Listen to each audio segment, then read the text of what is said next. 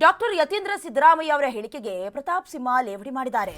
ಅಪ್ಪ ಸಿಎಂ ಆಗಿ ಮುಂದುವರೆದ್ರೆ ಜೋಳಿಗೆ ತುಂಬತ್ತೆ ಅಂತ ವ್ಯಂಗ್ಯ ಆಡಿದ್ದಾರೆ. ಡಾಕ್ಟರ್ ಯತೀಂದ್ರ ಹೇಳಿಕೆಗೆ ಪ್ರತಾಪ್ ಸಿಂಹ ಲೇವಡಿ ಆಡಿದ್ದಾರೆ.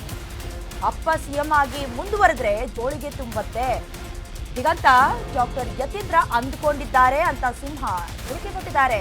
ಮಗನಷ್ಟೇ ಅಲ್ಲ, ಹಲವರಿಂದ ಹೀಗೆ ಹೇಳಿಸ್ತಿದ್ದಾರೆ. ಏನಂತ? ಮುಖ್ಯಮಂತ್ರಿಯಾಗಿ ಮುಂದುವರಿತಾರೆ ಅಂತ. ಹಾಗೆ ಹೇಳಿ ಕೆಲವರ ಮಂತ್ರಿ ಪದವಿಯೇ ಹೋಗ್ಬಿಟ್ಟಿದೆ.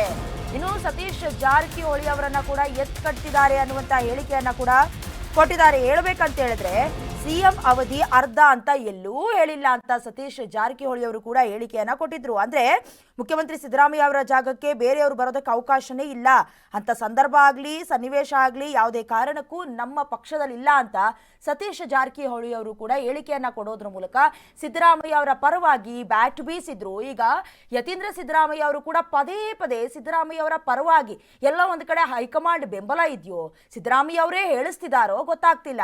ಒಟ್ನಲ್ಲಿ ಈಗ ಪ್ರತಾಪ್ ಸಿಂಹ ಅವರು ಕೊಟ್ಟಿರುವಂತ ಹೇಳಿಕೆ ಏನಂತ ಹೇಳಿದ್ರೆ, ಇದೇ ರೀತಿ ಅಪ್ಪ ಸಿಎಂ ಆಗಿ ಮುಂದುವರೆದ್ರೆ ಜೋಳಿಗೆ ತುಂಬತ್ತೆ. ಅಂದ್ರೆ ಎಲ್ಲೋ ಒಂದ್ ಕಡೆ ಸರ್ಕಾರದ ಬೊಕ್ಕಸವನ್ನ ಉಪಯೋಗ ಮಾಡ್ಕೊಳ್ತಿದ್ದಾರೆ ಅನ್ನುವಂತ ಹೇಳಿಕೆಯನ್ನ ಕೊಟ್ಟಿದಾರ ಅರ್ಥ ಆಗ್ತಿಲ್ಲ. ಒಟ್ನಲ್ಲಿ ಡಾಕ್ಟರ್ ಯತೀಂದ್ರ ಅವರು ಹಾಗಂತ ಅನ್ಕೊಂಡಿದ್ದಾರೆ ಅಂತ ಸಿಂಹ ಅವರು ಕಾಲೆಳೆಯುವ ಕೆಲಸ ಮಾಡಿದ್ದಾರೆ. ಜೊತೆಗೆ ಯತೀಂದ್ರ ಸಿದ್ದರಾಮಯ್ಯ ಅವರು ಮಾತ್ರ ಕೊಡ್ತಾ ಇರುವ ಹೇಳಿಕೆಯಲ್ಲ, ಅವರ ಪಕ್ಷದ ಕೆಲವೊಂದಷ್ಟು ನಾಯಕರು ಸಿದ್ದರಾಮಯ್ಯ ಅವರ ಪರವಾಗಿ ಸಮರ್ಥನೆ ಮಾಡ್ಕೊಳ್ತಿದ್ದಾರೆ. ಈಗ ಮಾಡಿ ಮಾಡಿ ಕೆಲವರು ಮಂತ್ರಿ ಪದವಿಯನ್ನೇ ಕಳ್ಕೊಂಡಿದ್ದಾರೆ ಅಂತ ನಾಯಕರ ಕಾಲೆಳೆಯುವ ಕೆಲಸವನ್ನ ಪ್ರತಾಪ್ ಸಿಂಹ ಮಾಡಿದ್ದಾರೆ.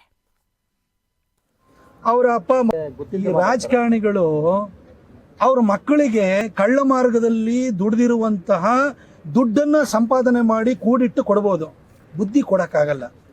ಅದು ಬಹಳಷ್ಟು ರಾಜಕಾರಣಿ ಮಕ್ಕಳುಗಳ ಜೀವನದಲ್ಲಿ ಅದು ಸಾಧ್ಯ. ಈ ಯತೀಂದ್ರರು ಅಷ್ಟೇ.